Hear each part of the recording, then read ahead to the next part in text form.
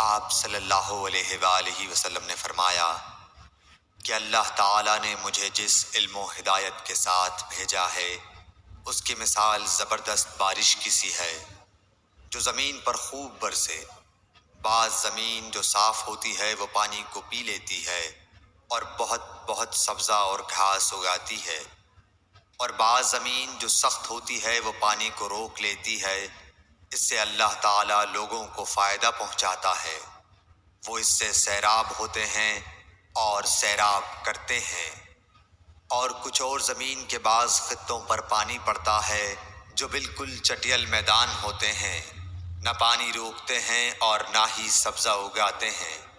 تو یہ اس شخص کی مثال ہے جو دین میں سمجھ پیدا کرے اور نفع دے۔